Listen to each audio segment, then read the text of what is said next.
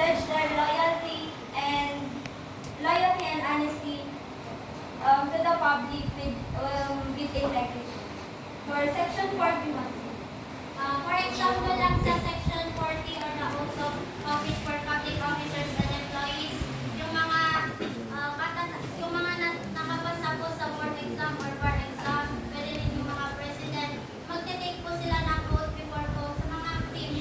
Bago nila makuha yung title na RPM is mag-oath muna sila sa harap ng president, which is the authorized officer to administer oath under Section 41. For additional Is example for it included in the section 40? Yung mga board exam passers and bar exam passers as well? Sir, sinabi lang po na all public officers and public employees, which is public officers, sir, is yung mga yung mga tao na may power to make decisions that will affect the public, and yung mga public employees naman is yung mga nagpapalo lang sa mga order ng high ups. Therefore, they are not covered in the oath of office for public. Kasi when you are going to take an oath, if you are a board or bar examination passer, you are just taking an oath because of the profession you have just recently passed. Naging profession mo lang yun, kaya ka mag-take ng oath. It is different from the oath of office or oath of office for public officer. Magkaiba sila. Hindi porket pasado ka na sa bar, hindi porket pasado ka na sa board, automatic public officer ka na. Hindi. Okay? You are still a private individual, but you will become a public officer once you are already in the service. Ay, sir, kapag po ba nanalo sa mga election ganun? Pag nanalo sa eleksyon, magiging public officer na siya. Doon tayo mag-take ng oath of office naman. Pero yung mga pasado pa lang, For Section 41, officers authorized to administer oath. Sila yung mga employees or sila yung magmamanage dun sa program or sa oath taking. This section simply explains that officials, specifically judges, notary public, and court clerks has the authority to administer oaths. This means they are allowed to oversee official premises or commitments. For Section 42, duty to administer oath. Most officers are not obligated to administer oaths except for official business. Some officers, like notaries public, municipal judges, and clerks of court, may administer oaths more broadly. In official manners, fees cannot be charged for administering an oath unless specifically allowed by law. Take note po kapag nag-a-administer ng oath yung mga authorized officer is hindi po sila pwede humingi ng bayad para mag-administer ng oath. how about yung yung affidavit natin, affidavit. Diba somehow, indirectly, you are taking an oath dun sa sinasabi mo doon. Kaya merong pirma kasi magpapatunay na nangyari talaga yun. So bakit nagre-require sila ng payment? Sir, hindi according lang naman sa executive order number 292, sir, is yung mga public officers. Okay, yung mga public officer lang. Iba naman yung sa mga attorneys. Okay, although indirectly yung mga affidavit ninyo, that is somehow an oath, pero hindi siya kasali dyan. Okay. 1987 Philippine Constitution, Public Office to Public Trust, Section 1, Article 11 of the 1987. This means public officials are accountable to the people and must serve with utmost responsibility, integrity, loyalty, and efficiency. They are expected to act with patriotism and justice and maintain a modest lifestyle. This principle underscores the idea that public service is not a personal benefit but a duty to the nation. And sa allegiance to state and to the Constitution of the and employees are legally bound to pledge allegiance to the state and Constitution. This commitment is paramount, and the Constitution further states that attempts to change citizenship or immigrate during their term of office are subject to legal penalties. The aim is to prevent conflicts of interest and ensures that officials prioritize Philippine interests. What is allegiance? Alliance, sir, yung sagot. Alliance. Alliance. Alliance.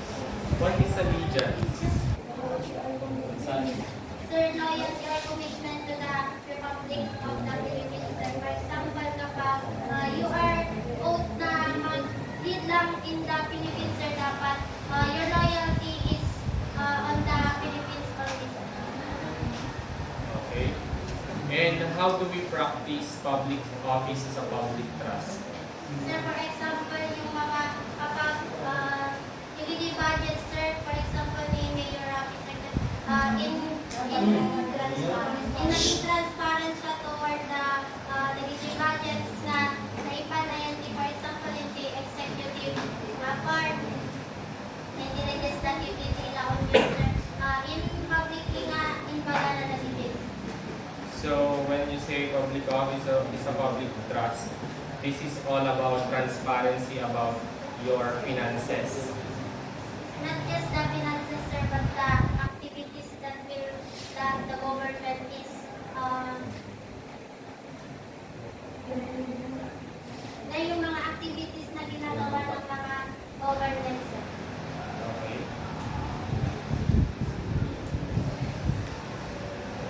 The next one is Section 15, Article 11 of the 1987 Constitution, recovery of properties unlawfully acquired by public officials. It says here in a significant move against corruption, the Philippine Constitution ensures that government's absolute right to recover any assets illegally acquired by public officials. These powerful provisions removes the typical legal barriers allowing for assets recovery regardless of time, past or prior legal actions. There is a consequences if public officials and public employees fail to recover the assets. Those acts will be defined in the Republic Act 3019 Anti-Graft and Corrupt Practices Act. Example lang nito is yung hindi pa naibabalik na ill-gotten wealth ng mga marcos na kailangan dapat na ibalik dahil it is government owned. So naniniwala ba kayo doon? Na hindi ill-gotten wealth?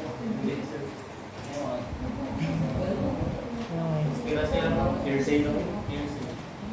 How can it be a hearsay if there is already a conviction, 7 counts of graft against Imelda Marcos? Sige. How can it be hearsay?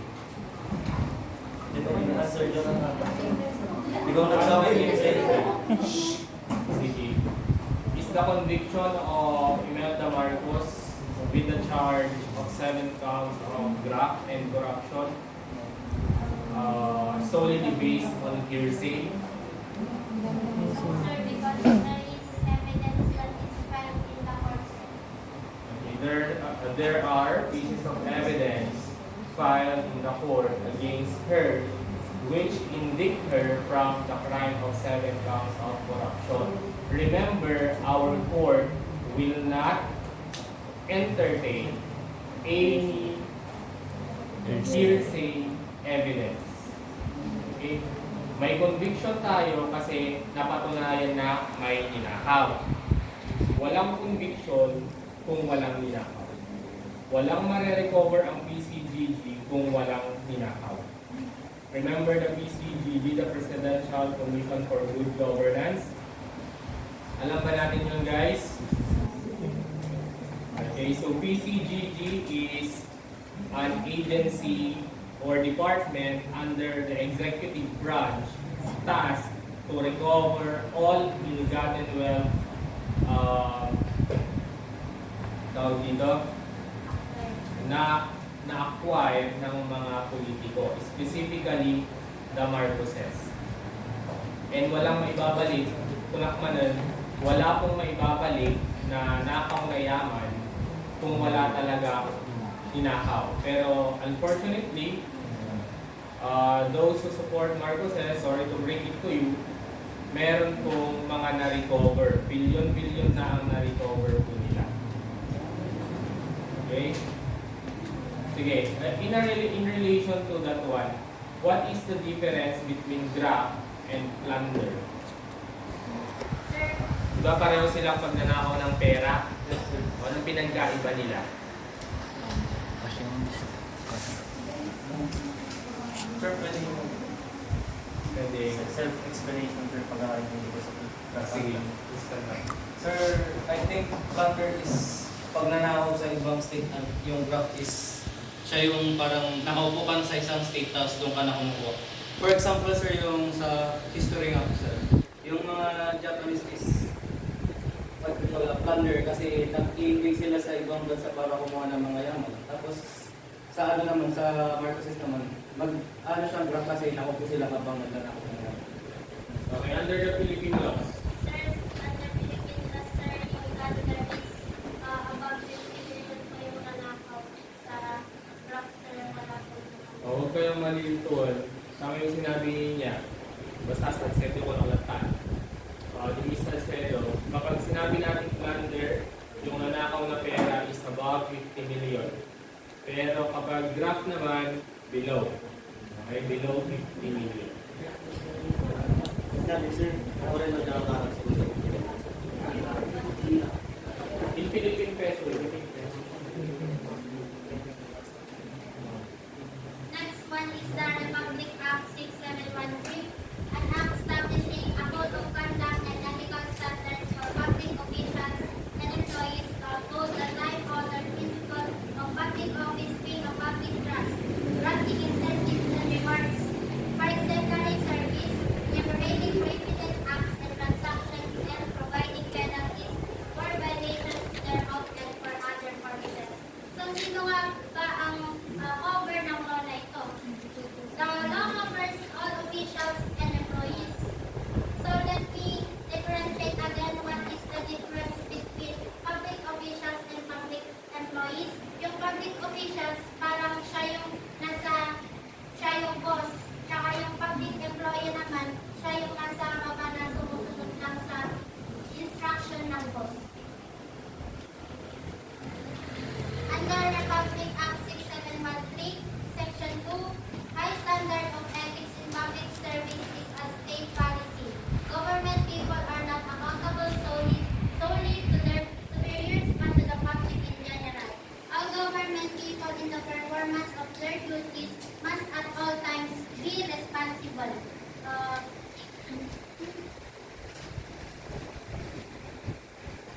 Number one, which is their responsibility, utmost responsibility in performing their duties, ensuring accountable in their actions towards the public.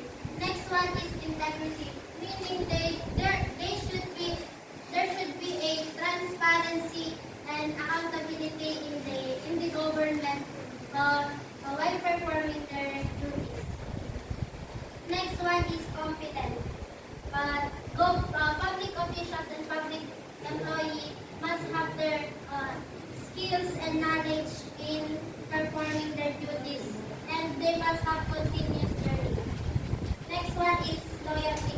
Ano nga yung sinabi natin kanina sa allegiance to the state, the public servants must be loyal to the Republic of the Philippines only and to their nation. Next one is patriotism. It means the love for their country. A public servant must also love their country. So, sabi dyan, mahal yung bansa, hindi yung politiko. Tama? Do not defend someone who is already unethical. Diba? Kailangan bansa mo ang namin, hindi yung iniiluto natin na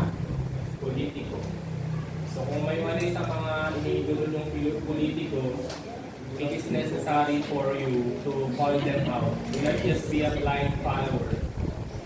Being a critic of a qualification is your responsibility and right. Lalo na kapag meron na kayong nakikita ang hindi ganun kaganda. Huwag lang tayo puro sunod na sunod. Next one is public officer and public employee must be just.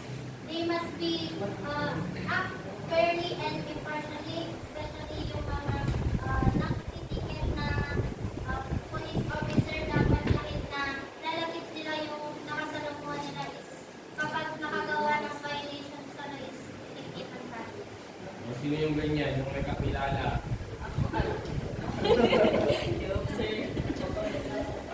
O, yung may kakilala dyan, na tawag dito nakakalusot kasi kakilala niya yung police. Hindi so. In addition, public servants must be objective. Next one And is when you say objective, sir, wala dapat according to law yung mga sinusunod at saka they should be impartial and bias-free. Hindi sila dapat, wala silang kinikilingan. next one is public officer and public employees must live modest, meaning they should not they should avoid ostentatious display of their property. Huwag silang maging mayabang sa kanilang mga wealth. Kahit na nasa ano na sila, mayaman na mayaman, dapat ano pa rin. Humble. O yung mga nabudol sa PR, nabudol sa PR, huwag na akong name drop. Nabudol sa sales, bakit? Yes, na investment activity dati, sir. Tapos, Tapos nag-invest ka din sa tumangas 88. Tapos, tigas-subak na kayo tumangas, sir. Wanted dati to pay mag-cost 11 days. Tapos, after, ay tata, sir, nag-close tayo yung platform. ay, so, Yung business idea. So in simpler terms, yung live modest is the public servant must live simply. The last one is putting his personal interest behind public interest. They must prioritize the welfare of the public. Nasa code of ethics rin ito ng PNP, Code of Ethics. So what are the government's obligation to its citizen? Number one is demand justice and demand of welfare. Demand justice meaning the government should uphold the Constitution and justice. They must treat all citizens equally and apply the law fairly. Next one is demand welfare. The government must also provide essential services like education, healthcare, and infrastructure to the public. And they must also create opportunities for the citizens to thrive. Example is job opportunities.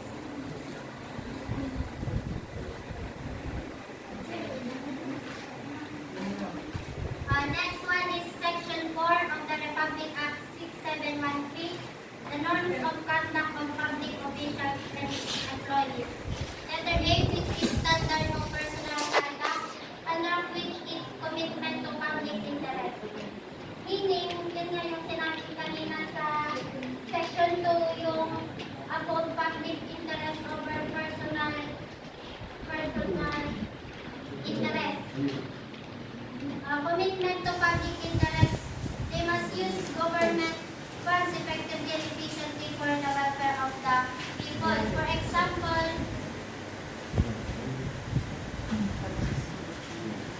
yun nga, that the government must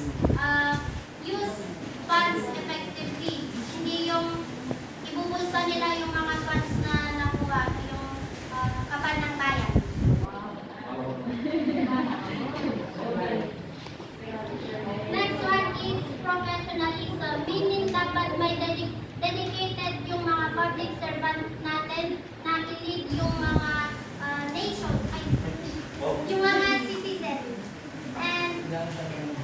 And they must perform their duties with excellence, professionalism, intelligence, and skill. Dun sa sinabi natin kanina na dapat yung public officer have competence, meaning they should have continuous learning. Next one is justness and sincerity. Meaning the government or the public servants must be fair in upholding the Constitution. Parang paulit-ulit lang kasi sa section 2 na sabi na to that the public employee and public officers must be just and they must be objective. Next one is political neutrality. Just like the letter C, they must be neutral. Wala dapat silang pinapakita. Can the public officer or employee be restrained from airing his political views?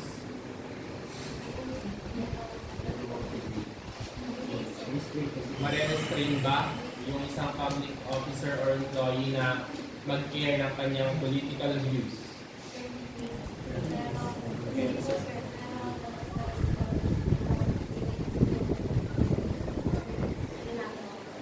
Pag-get?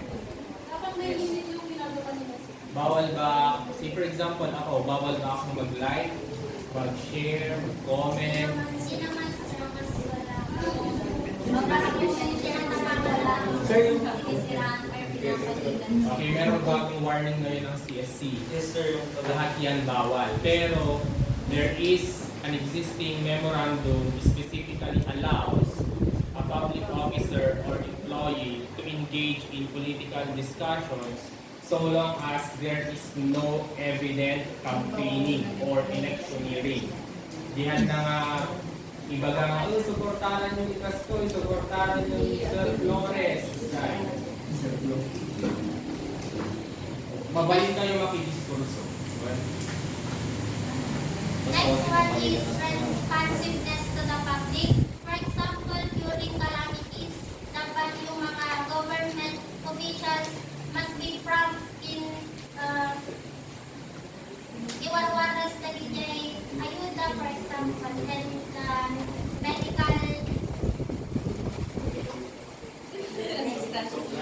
medical para sa mga na-injury ka. Huwag niyong tularan yung pawala-wala during calamities. Yung paiyak-iyak. Ha? Di ba si ano yun? Di ba yung patulog-tulog yun? Tapos nasa ibang bansa, tapos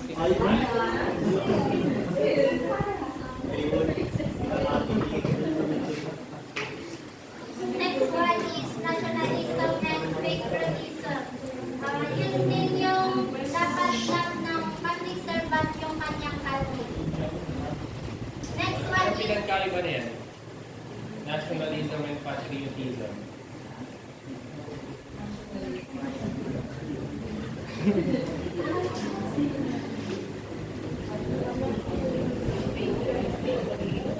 sir, huwag naman is dapat daw sila yung country. Sir, huwag naman is dapat lang sila yung country. Kaya nga, ano yung pinagkaiba sila?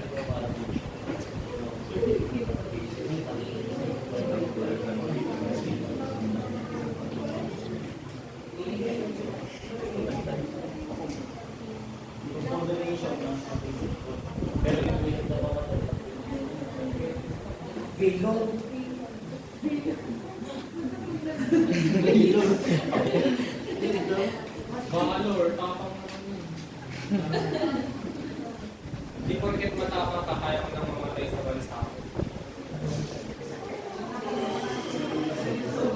First, sa nationalism is parang dapat pinapaniwalaan mo na yung country mo is pinaka-superior sa lahat. No. Sa patriotism, sir, is showing love and affection to your country. Pwede kayong maging patriot by by simply exercising your rights. For example, your right to suffrage, kapasdal, engaging yourself in civic duties and responsibilities, pwede na kayong maging patriot nun. Pero as to nationalism, this is a strong belief wherein you think highly of your country. So pakiramdam mo, the best siya. Next one is commitment to democracy. They must demonstrate civilian authority. For example lang dun sa nangyari no,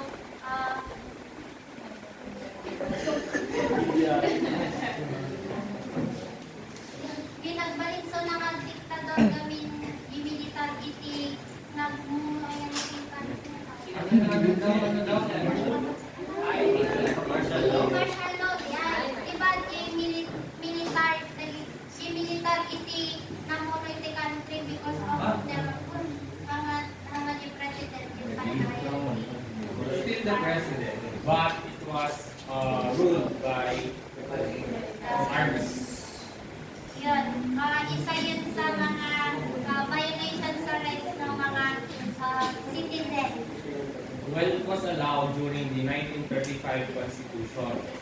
Pero ngayon, na meron na tayong 1987 Constitution, hindi na siya pwede. They can, kung doon, pwede nilang implement yung martial law kahit dito, just a minimal reason, ngayon hindi na po pwede. Okay, so yung nangyari sa may Marawi, so sa area na yon, meron tayong implementation of martial law kasi under siege siya. Hindi mo na siya pwedeng gawin or hindi ka na pwedeng mag-declare ng martial law all throughout the country, but to only specific location na lang. Under the section 4, the positive measures by the Civil Service Commission. So, Civil Service Commission is the only commission tasked in promoting the observance of those following standards. They must implement programs or workshop to the betterment of those standards. Next one is the section 5 duties of public officials and employees. Number 1 is act promptly on letters and requests. Yung mga public servants, dapat kapag may nagpasa o nag-voicemail ng communication or letters, dapat within 15 working days is naka-reply na sila at may action lang. For example, kapag yung isang citizen gusto niyang ipaayos yung daan, ganun kasi lubak-lubak na siya, hindi na yung mga motor, ganun, sasakyan. Dapat yung public servant is within 15 days, dapat may reply na ganito sa araw na ito ay papaayos na. Next one is submit annual performance reports. Head of government offices or agencies must submit annual performance reports within 45 working days from year end. Dapat November nakapasa na sila ng kanilang performance report para may narrative yung mga activities na nagawa nila within the year.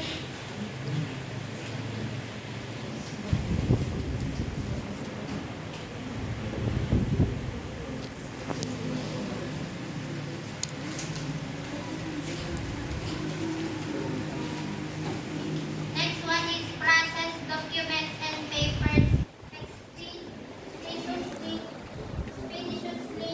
Official papers and documents should be processed and completed promptly with no more than three signatories. If signatories are absent, the next in rank official must sign. Dito dapat walang red tape, anti-red tape.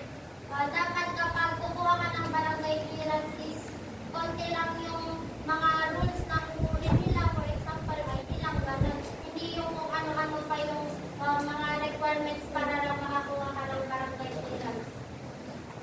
And it should have no more than 3 signatories of the, and if signatories are absent, the next in-rank official must sign. Next one is act immediately on the public's personal transaction. Public officials and employees must assist anyone seeking services from their office and act promptly in attending to such request.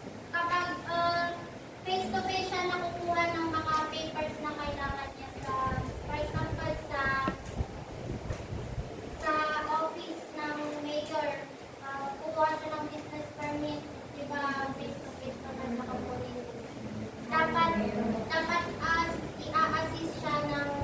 i-assist siya promptly. Last one is make documents accessible to the public. Public documents must be accessible and available for inspection by the public during regular office. Paano eh? So yung mga documents dapat, for example, yung sa performance reports, for example, sir, is nakapaskil na, for example, yung bulletin board dito. Nakapaskil doon yung mga gusto ng mga citizen na tingnan para malaman din nila kung may nagawa ba yung mayor during her tenure. Sure. Okay, yung mga tawag dito, part of the accessibility of document po natin is yung freedom of information. Okay? Familiar po ba tayo sa freedom of information? Yung wherein we can request for documents sa website nila, then they will email that particular document sa atin na nag-request. Okay, anong silbi nun? Specifically sa mga transactions ng government. Yung tatapay kami medyo narikot when it comes to expenditures. Isutimize sa mga problema tayo kasi they are not particularly giving it to us. Yun dapat trabaho nila. Okay, maganda sana kung meron tayong transparency. Yun yung, I will not mention, there is this candidate who, tawag dito, one of her platform is that one, yung transparency of transaction. Yung gusto niya, lahat ng transaction ng government is maisa publiko para makita natin kung meron bang nakukurap or wala. So makita yung deposit data. Si Vico, ibang dami niyang naiipon sa Pasig kasi nga hindi siya kurap. Just imagine, meron silang project na more than 1 kilometer na road pero 14 million lang yung budget niya. Imagine kung sa atin yun, mga doble, triplify. Okay? Ayun. So yan. Kung gusto niyo mag-request ng mga government documents, just go to their website, then have it in or request it in the freedom of information. Under Republic Act 6713, Section 5, duties of public officials and employees. Marami pa yan. Tapos, Kasi. can you read number 1? Good boss.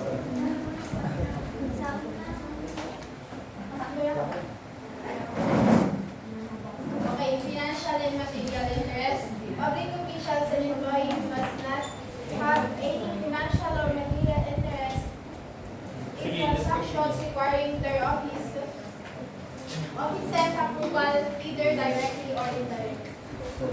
Meaning lang ng number 1 is kapag may nag-apply na business permit sa, for example, sa isang counselor may nag-apply sa nakahawak ng business permit, may nag-apply sa kanya. Dapat hindi siya mag-i-invest dun sa nag-apply ng business permit. That is ideal. Pero ang nangyayari kasi ngayon, somehow, yung iba, kapag magpapatayo ka ng business mo, if you're not going to give some percentage to the particular officer, minsan dinidecline nila yung building permit. Just like Normally. the SM. Alam niyo ba yung tawag dito? Do you know the rumors about SM before? Kasi plano na nila yan even before, way back 2020s, early 2020s. Plano na nila na magpatayo ng SM. Pero hindi siya natutuloy kasi masyado daw malaki yung gusto porsyento ng mga nakaupo. Hindi si Doc. Hindi hanya ni Doc. Basta hindi ko nasasabihin, hindi ko magbabanggit ako. Next one is outside employment and other activities related thereto.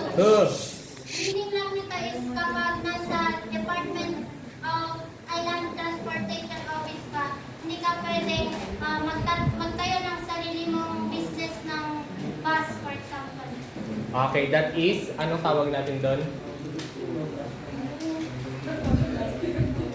Anong tawag natin doon? Yung, yun, moonlighting. Okay, hindi ako pwedeng mag-engage sa tawag dito. Hindi ako pwedeng mag-engage sa other business kung meron akong trabaho. Kasi, ang gusto ng government, nakafocus ako sa trabaho ko as a public officer. Dapat hindi siya hati doon sa iba ko pang endeavors. Okay, yun yan, yung sinasabi dyan. Number 3 is disclosure or misuse of confidential information. Example is kapag nag-confess ka sa pari, hindi niya pwedeng i-disclose yung mga confidential information mo. Or kapag or for example, kapag natanggal ka sa trabaho, hindi mo pwedeng sabihin sa iba yung mga techniques nila or strategies para lumago yung business. Hindi mo din pwedeng sabihin kung ilan yung sahod mo. Tawag dito, I have this company before nag-call center din kasi ako dati and we are prohibited to talk about our salary. Even with our, tawag dito, co-employees, bawal namin sabihin. Bakit? Kasi iba-iba po kami ng rate. Ano yung pagpada? Ayun. Sa Jollibee, sir. Last one is solicitation or acceptance of gifts. Common sense na lang ito, bawal kong tumanggap ng mga gifts na galing sa citizens. But pwede mo silang tumanggap kapag pakunti lang or yung mga scholarship, medical treatment, fellowship grants, and travel grants for international trips. Pero dapat may approval dito ng head of the agency kung nasaan ka. Take note hindi pwede tumanggap ng regalo or any solicitation if that particular gift or solicit will affect or if it is already in relation to your official function. Basta kung makanyak, say for example, regalwang ka, tanong ay ipasana kalakasan. Yun ang hindi pwede. Solicitation or acceptance of gifts na yun. Pero kung wala naman, say for example, sika ni top 1, tapos kaya mo lang agitod, that's fine. Kasi hindi naman makaka-apekto sa trabaho mo. Yun. Conclusion, bilis, makakapi ako.